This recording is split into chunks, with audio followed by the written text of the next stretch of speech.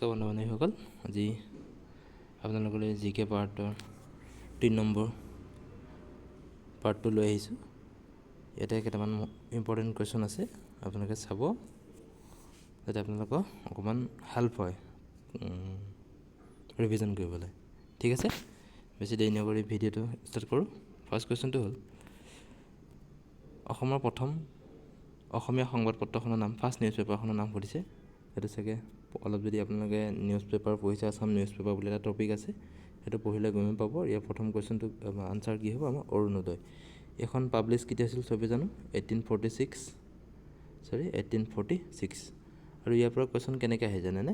2022 এছাইত কি আহিছিলে, ইয়াৰ পৰা কুৱেশ্যনটো চনটো সোধা নাছিলে, কিন্তু ক'ৰ পৰা পাব্লিছ হৈছিলে সেইটো সুধিছিলে। তাত অপশ্যন আছিলে, তাৰে এটা আপোনালোকে কি পাব, শিৱসাগৰ পাব। এই শিৱসাগৰটো আমাৰ শুদ্ধ আনচাৰ। ঠিক আছে, কুৱেশ্যন কেনেকৈ, মোক কি কৈছে, এইটো PYQ হয়, SI Assam police SI PYQ। ঠিক আছেনে, মানে PVSৰ কুৱেশ্যন পেপাৰ হ'ব। বুজি পাইছে, চনটো গম পাইছে, প্ৰথমখন নিউজ পেপাৰ বুজি পাইছে। কি হ'ব, অৰুণোদয় কিমান চনত পাব্লিছ হৈছিলে, 1846, আৰু ক'ৰ পৰা পাব্লিছ হৈছিলে, শিৱসাগৰৰ পৰা। ঠিক আছে, আৰু এতিয়া মিছনাৰীটো আছিলে বাপিষ্ট মিছনাৰী বুলি কয়, সেইটো মনত ৰাখি দিব একেবাৰে। মিছনাৰীটোৰ নামো সুধিব পাৰে, বাপিষ্ট মিছনাৰী। ঠিক আছে, নেক্সট কুৱেশ্যনটো চাওঁ। চাহ গৱেষণা সংস্থাৰ মুখ্য কাৰ্যালয়, T research centre of Assam, মানে হেডকোৱাৰ্টাৰ, অসমৰ টি ৰিচাৰ্চ চেণ্টাৰ হেডকোৱাৰ্টাৰ ক'ত আছে? ইয়াৰে শুদ্ধ আনচাৰটো কি হ'ব, যোৰহাট। আপোনালোকে ইয়াৰে চনটো কিমান চনত আছে সেইটো কমেণ্ট কৰি মোক জনাব। হ'ব, অসমৰ প্ৰথম অসমীয়া চলচ্চিত্ৰ কোনখন? এইটোতো চবেই জানে, আছামিজ মুভি চব চেনেলতে পাই থাকিব, ইউটিউব চেনেলে যাতে নহওক, যি কিতাপে নহওক, এইটো কুৱেশ্যন মানে কমন কুৱেশ্যন আৰু দেখাই পোৱা যায়। ঠিক আছে, এতিয়া ইয়াত কি হয়, কুৱেশ্যনটো কেনেকৈ বনে জানেনে?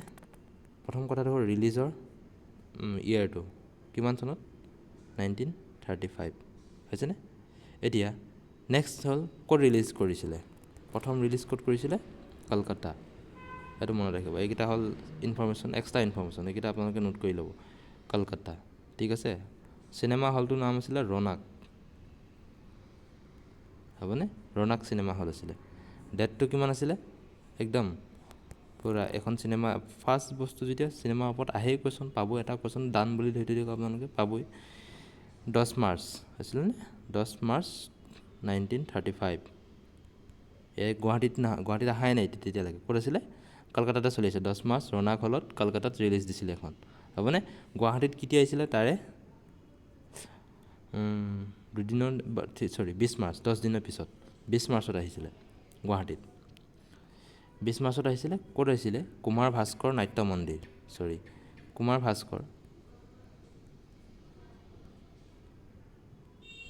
ভাস্কৰ নাট্য মন্দিৰত ৰিলিজ হৈছিলে। মানে তেতিয়া ষ্টুডিঅ' নাছিলতো আমাৰ অসমত, নাট্য মন্দিৰ আছে, তাত ৰিলিজ কৰিছিলে অসমত, কুমাৰ ভাস্কৰ নাট্য মন্দিৰ। ঠিক আছে, হ'ব। এতিয়া ইয়াত আৰু কুৱেশ্যন কেনেকৈ আহে জানেনে, জয়মতীত ৰোল কোনে কোনে কৰিছিল, হ'ব। ৰোল মানে কি হয়, ইম্পৰ্টেণ্ট হ'ল গাঁঠি হাজৰিকা। এই গাঁঠি হাজৰিকাৰ ৰোলটো কোনে কৰিছিলে, গাঁঠি হাজৰিকাৰ ৰোলটো কোনে কৰিছিল জানেনে? এইটো একদম মনত ৰাখি থৈ দিব দেই, মই ভালদৰে লিখি দিছোঁ বাৰু অকণমান।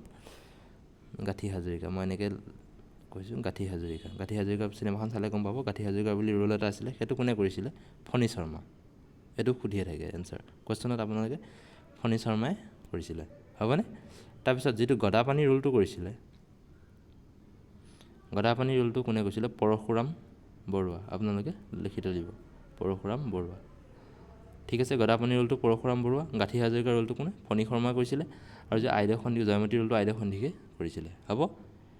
তাৰপিছত যিখন নাটকখন লিখিছিলে, জয়মতী যিখন নাটকখন লিখিছিলে, সেইখন লিখিছিলে লক্ষ্মীনাথ বেজবৰুৱা, হ'ব। এইকেইটা আপোনালোকে ক্লিয়াৰকৈ ষ্ট্ৰিকি পেপাৰ নোট বনাই দেৱালত মাৰি দিব। ঠিক আছে, তো নেক্সট কুৱেশ্যনটো চাওঁ। অসম চুক্তিত বিদেশী চিনাক্তকৰণৰ কাট অফ ডেটটো, মানে কেতিয়াৰ পৰা আমি এজন মানুহক বিদেশী বুলি ক'ব পাৰোঁ বা কেতিয়াৰ পৰা আমি ক'ব নোৱাৰোঁ, এইটো কি হ'ব, 25 মাৰ্চ 1971 চনৰ পৰা। যেতিয়া তাৰ পাছৰ পৰা যিখিনি পাছত কি হৈছে, তাৰ আগৰ যিখিনি মানুহ আছিলে অসমত, সেইখিনি আমি ইণ্ডিয়া বুলি ধৰোঁ, আৰু যিখিনি পিছত আহিছে সেইখিনি কি হ'ব, বিদেশী বুলি ধৰিম আমি, হ'ব। বুজি পাইছে, এইটো কিন্তু পূৰা একদম মনত ৰাখি থৈ দিব, আছাম ৰেকৰ্ড নিউজত আছে, এটা নহয় এটা কুৱেশ্যন আপোনালোকে দেখা পাবই আছাম ৰেকৰ্ডৰ পৰা, মানে অসম আন্দোলনৰ পৰা, হ'ব। সেইটো একদম আপোনালোকে মনত ৰাখি থৈ দিব, যাতে সুধিলে ক'ব পাৰে। অসমৰ 6ষ্ঠ অনুসূচীৰ অন্তৰ্ভুক্ত এলেকা কোনখন? ইয়াৰে ভিতৰত আমি ষষ্ঠ মানে ছিক্স শ্বিডিউল মই কিহৰ কাৰণে এই কুৱেশ্যনটো আনিছোঁ ৰিচেণ্ট আপোনালোকে শুনিছে কাৰ্বি আংলঙত কিমান ডাঙৰ হুলস্থুল হৈ গৈছে হয়নে সেইকাৰণে এই কুৱেশ্যনটো মই উঠাইছোঁ এইটো কাৰেণ্ট এফেয়াৰ্ছৰ ৰিলেটেড কুৱেশ্যন তেনেকুৱা কুৱেশ্যন আপোনালোকে দেখা পাবই ছিক্স শ্বিডিউলৰ বিষয়ে আপোনালোকে অকণমান পঢ়িলে গম পাব ইউটিউবতে মাৰি চাব নাইবা গুগলতে মাৰিছিলে গম পাব ছিক্স শ্বিডিউল হ'ল এনেকুৱা এটা এৰিয়া য'ত আপুনি নিজৰ অস্তিত্ব থাকে এটা যিকোনো এটা জনজাতিৰ এটা নিজৰ অস্তিত্ব থাকে তাত আপুনি বেলেগ মানুহ আহি সোমাব নোৱাৰে নিজৰ মাটি পট্টা লগ কৰিব নোৱাৰে তেনেকুৱা ক্ষেত্ৰত সিহঁতে নিজৰ নামজাৰি কৰিব নোৱাৰে থাকিব পাৰিব কিন্তু তেওঁলোকৰ অনুমতি অবিহনে নোৱাৰে মানে মাটিটো কিনিবই নোৱাৰে হ'ব তাৰ ভিতৰত অসমৰ আমাৰ দুটামান জেগা আছে তাৰ ইয়াত শুদ্ধ এনচাৰটো কি হ'ব কাৰ্বি আংলং আৰু কি আছে ডিমা হাছাও কাৰ্বি আংলং ডিমা হাছাও আৰু কি আছে মোক জনাবচোন আমাৰ অসমত ছিক্স শ্বিডিউল কেইটা আছে কি সেইকেইটা মোক কমেণ্ট বক্সত কমেণ্ট কৰি জনাব ঠিক আছে আৰু কি হয় এজনে কমেণ্ট কৰিছিলে অসমীয়াত লাগে অপশ্যনকেইটা দুই এটা কুৱেশ্যন আনিছোৱে চাগে মই যিকেইটা তোমালোকে ধৰিব পৰা নাই সেইকেইটা মানে ইজি কুৱেশ্যন আৰু যেতিয়া এইকেইটাতো গম পাবাই চাগে ডিষ্ট্ৰিক্টৰ নামহে আছে বাকীটো অসমীয়াতে যিকেইটা টান পোৱা সেইকেইটা মই অসমীয়াত দিয়ে দিছোঁ ঠিক আছে হাজোত অৱস্থিত কেইখন প্ৰধান ধৰ্মীয় মন্দিৰ আছে মানে বস্তুটো কি হয় যিটো হাজোত মন্দিৰ আছে বস্তু বুলি কোৱা কাৰণে ভুল গ'ল ক্ষমা কৰি দিব মন্দিৰ আছে সেই মন্দিৰ কেনেকুৱা ধৰণৰ ৰিলিজিয়াছ মানে কিমানটা ৰিলিজিয়াছ আমি ফৰ্ম পোৱা যাওঁ তাত হৈছেনে তাত আমি ইয়াৰ শুদ্ধ এনচাৰটো হ'ব কি 3 তাত কি পোৱা যায় হিন্দু মুছলিম আৰু কি বুদ্ধিজিম এই তিনি ধৰণৰ আমি ৱৰ্শ্বিপ তাত পোৱা যাওঁ ঠিক আছে মনত ৰাখিব হাজোত এইটো কুৱেশ্যন আহিছে আগতে দেই ইয়াত মই নিজে কুৱেশ্যন বেলেগ একো নবনাওঁ দেই আগৰ কুৱেশ্যন পেপাৰ চাওঁ উঠাওঁ তাৰ ওপৰত অকণমান চেঞ্জ কৰি দিওঁ খালি মই হ'ব বুজি পাইছে কেনেকুৱা ধৰণৰ আহিব পাৰে সেই এৰিয়াটোৰ পৰাই কুৱেশ্যন মই লৈ আহোঁ অসমত অৱস্থিত তেজপুৰ বিশ্ববিদ্যালয় কোন চনত স্থাপন কৰা হৈছিলে এইটো মই কাৰেণ্ট এফেয়াৰ্ছৰ পৰা উঠাইছোঁ কাৰণ কিহৰ কাৰণে ৰিচেণ্ট তেজপুৰ ইউনিভাৰ্চিটি বহুত নিউজত আছিলে ভাইচ চেঞ্চেলৰ চেঞ্জ হৈ গ'ল আপোনালোকে সেইটো কমেণ্ট কৰি দিব কোন আহিলে এতিয়া নতুনকৈ সেইটো মনত ৰাখিব কোনো মানুহে কিবা এটা এক্সামত দেখিবই নতুনকৈ কাক এপইণ্ট কৰিলে একদম ডান বুলি ধৰি দিয়ক এইবিলাক কুৱেশ্যন আৰু কনফাৰ্ম একদম ঠিক আছে এডিআৰই হওক নাইবা আছাম পুলিচে হওক মোৰ টাৰ্গেটটো হ'ল আছাম পুলিচ চবকে মই পোৱাই দিব লাগে ৰিটাৰ্ণ ভালদৰে ক্লিয়াৰ কৰাই দিব লাগে বাছ ঠিক আছে গতিকে যিবিলাক কুৱেশ্যন আশে পাশে বা নিউজত চলি থাকে সেইবিলাক কুৱেশ্যন মই অকণমান বেছি এইবাৰ ইম্পৰ্টেঞ্চ দিছোঁ যাতে যোৱাবাৰ কুৱেশ্যন পেপাৰখনত তেনেকুৱা আহিছে বহুত ভিতৰৰ কাৰেণ্ট এফেয়াৰ্ছ সুধি দিছে আমি সদায় সেইবিলাক আউটলুক কৰি দিওঁ জেনেৰেলি আছাম পুলিচৰ কনষ্টেবল বা SI ক্ষেত্ৰত তেনেকুৱা ক্ষেত্ৰত গতিকে মই এইবাৰ আউটলুক কৰিবলৈ যাতে আপোনালোকক নিদিওঁ তেনেকুৱা এটা মটিভ লৈ মই মানে এই ভিডিঅ'টো বনাবলৈ ওলাইছোঁ বা চেনেলটো মই অন কৰিছোঁ ঠিক আছে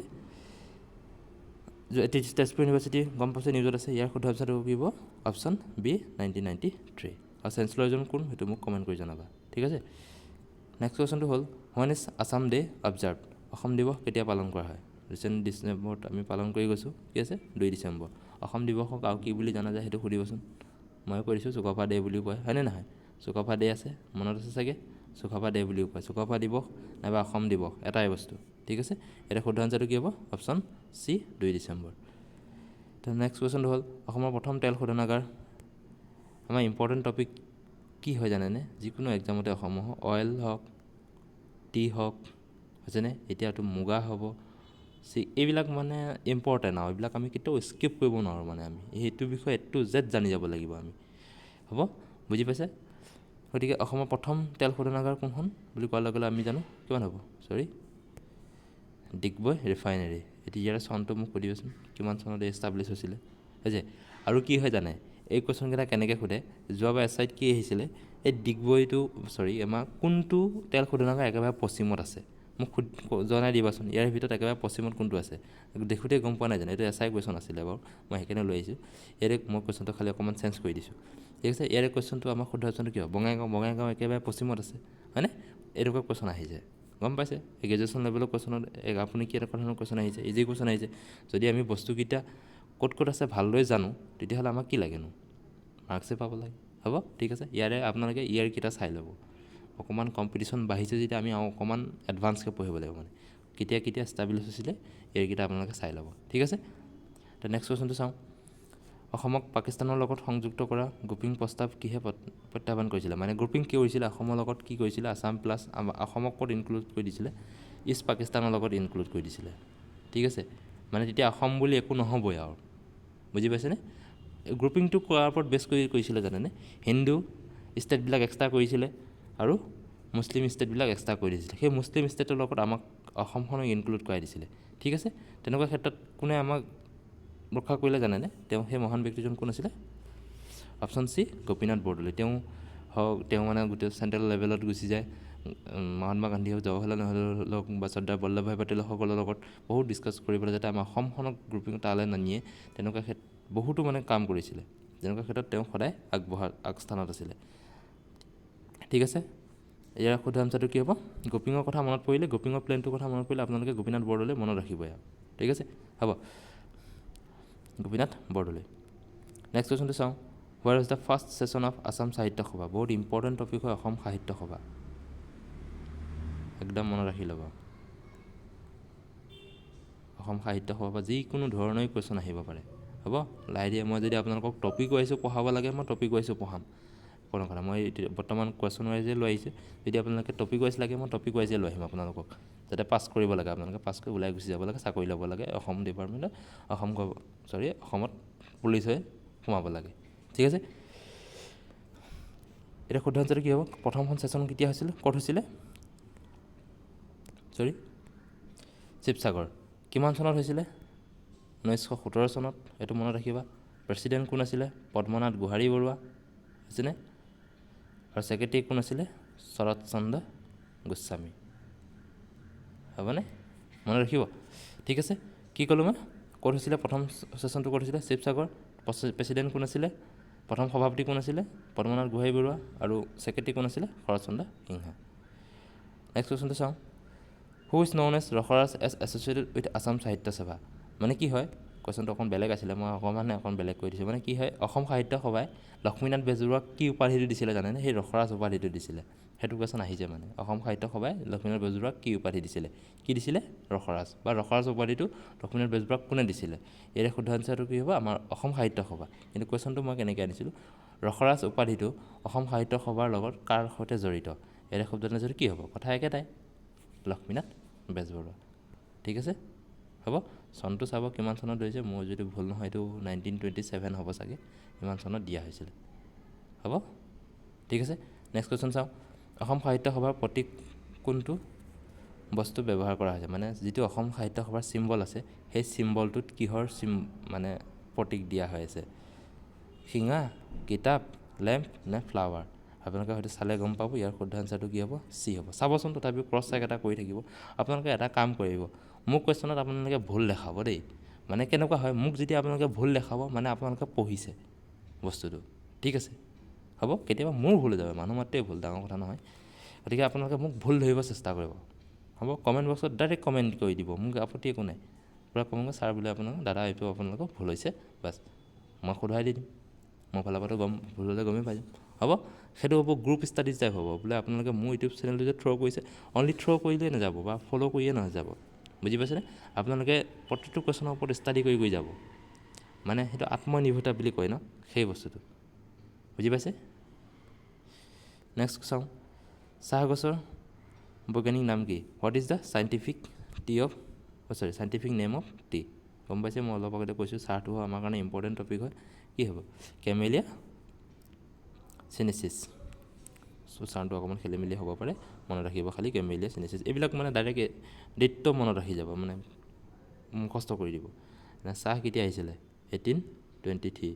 আমি কাক ক্ৰেডিট দিওঁ? ইংৰাজৰ কোন? ৰবাৰ্ট বুছ, হয়নে? ৰবাৰ্ট ব্ৰুছক আমি কি দিওঁ? ক্ৰেডিট দিওঁ। আৰু অসমৰ কোন? মণিৰাম দেৱান, হয়নে? এইকেইটা মনত ৰাখিব। চাহ খেতিয়ক, প্ৰথম চাহ খেতিয়ক অসমৰ কোন? মণিৰাম দেৱান। আৰু অসমৰ চাহৰ ক্ষেত্ৰত ক্ৰেডিট কাক দিওঁ আমি? ৰবাৰ্ট ব্ৰুছক। হ'ব, এইটো ইম্পৰ্টেণ্ট কুৱেশ্যন, বহুত important question. In which year GI tag granted to Assam tea? কিমান চনত? চাহটো নিউজত কিহৰ কাৰণে আছে জানেনে? আমাৰ ইণ্ডিয়াৰ চাহৰ কোৱালিটি বৰ্তমান, অসমৰ চাহৰ কোৱালিটি বৰ্তমান কি হৈ গৈছে? ডাউনফল হৈছে। অসম বুলিও ক'ব পাৰা। ইয়াৰ ৰিজনটো কি হৈছে জানেনে? কেমিকেল ফাৰ্টিলাইজাৰ, বেছি পৰিমাণৰ মানে বহুতো ঔষধ ব্যৱহাৰ কৰা হৈছে।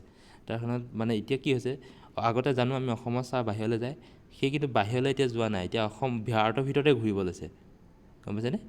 ইমানেই মানে সাৰ প্ৰয়োগ কৰিছে, যাতে মানে বাহিৰৰ মানুহবিলাক এনেই অকণমান হেল্ডি টাইপ থাকে। দেখিছে ইউৰোপীয়ান কাণ্ট্ৰিবিলাক হওক, সেইবিলাক কি হয়, অকণমান বেছি হেল্ডি টাইপ থাকিব বিচাৰে। মানে সিহঁতে অৰ্গেনিক টাইপ মানুহ, সিহঁতে হাইজেনিক বহুত গুৰুত্ব দিয়ে। আমাৰ মানে কিবা লেব টেষ্ট কৰিছে নেকি, অসমৰ চাহটো কিবা তোমাৰ কেমিকেল ফাৰ্টিলাইজাৰটো বেছিকৈ পোৱা গৈছে, সেইকাৰণে কি হৈছে ডাউনফল হৈ আহিছে অসমৰ চাহ। সেইকাৰণে মেক্সিমাম আপোনালোকে পেপাৰ উঠালে গম পাব কি হৈছে, নিউজত অহা হৈছে। সেইকাৰণে মই কুৱেশ্যনটো লৈ আহিলোঁ। GI টেগটো কিমান চনত পাইছিলে? 2013 চনত। আপোনালোকে কোনোবা আপাৰ আছাম হওক বা বৰাক ভেলী হওক চাইছে যদিও, আপোনালোকে যদি ঘৰত কাৰোবাৰ আছে তথাপিও আপোনালোকে এই বস্তুবোৰ লাহে লাহে কমাব। কৰিছে, খেতি কৰিছে যদিও কেমিকেল ফাৰ্টিলাইজাৰটো অকণমান কমাব, অকণমান অৰ্গেনিক টাইপে ষ্টাৰ্ট কৰক। আকৌ আমি গৌৰৱ কৰিব পাৰিম অসমৰ চাহক লৈ। ঠিক আছে, হ'ব। ইয়াৰে শুদ্ধ আনচাৰটো কি ক'লোঁ মই? অপশ্যন চি, 2013 চনত। আপোনালোকে এটা জানিব লাগিব, GI টেগ কি হয়? প্ৰতি 10 বছৰৰ মূৰে মূৰে, এইটো কুৱেশ্যন আহিছিলে কোনোবা এখন পেপাৰত, 10 বছৰ মূৰে মূৰে ৰিনিউ কৰিব লগা হয়। মনত ৰাখিব সেইটো। GI টেগ কিমান বছৰ মূৰে মূৰে ৰিনিউ কৰে সেইটো মনত ৰাখিব। কিমান বছৰ মূৰে মূৰে? 10 বছৰ মূৰে মূৰে। হ'ব। Bhupen Hazarika receive which prestigious Indian award in 2019? 2019 চনত ভূপেন হাজৰিকাই কোনটো বঁটা লাভ কৰিছে? পদ্মশ্ৰী, পদ্মভূষণ, সংগীত নাটক একাডেমী, ভাৰতৰত্ন। ইয়াৰ শুদ্ধ আনচাৰটো কি হ'ব? ভাৰতৰত্ন। তেওঁ মৰণোত্তৰভাৱে ভাৰতৰত্ন লাভ কৰি গৈছে। বাকীকেইটা কিমান চনত আছে সেইকেইটা আপোনালোকে পটককৈ চাই থৈ দিব। ভূপেন হাজৰিকাৰ কথা আহিছে যেতিয়া, কমন কুৱেশ্যন জানেই এইবিলাক। ভূপেন হাজৰিকাৰ বিষয়ে ক'ৰবাত নহয় ক'ৰবাত এটা কুৱেশ্যন দেখিবই। অভিয়াছলি এতিয়া আমাৰ কোন? আমাৰ মৰমৰ দাদা জুবিন দা, তাৰ বিষয়েও কুৱেশ্যন পাবই আৰু এক্সামত কনফাৰ্ম। তেওঁৰ বিষয়ে, ক্ষমা কৰি দিব, একদম ক্ষমা কৰি দিব আপোনালোকে, তেওঁৰ বিষয়েও কুৱেশ্যন পাবই। এই ভগৱানক আমি সদায় সন্মান কৰিবই লাগিব। আমাক যিটো দি থৈ গৈছে আমি কেতিয়াও তেওঁৰ লগত আনক কম্পেয়াৰ কৰিব নোৱাৰোঁ। ঠিক আছে, তেওঁৰ বিষয়ে কুৱেশ্যন পাবই। ভালকৈ পঢ়ি ল'ব তেওঁৰ বিষয়ে। লাগিলে মই তেওঁৰ বিষয়ে এটা ছেশ্যন লৈ আহিম। হ'ব।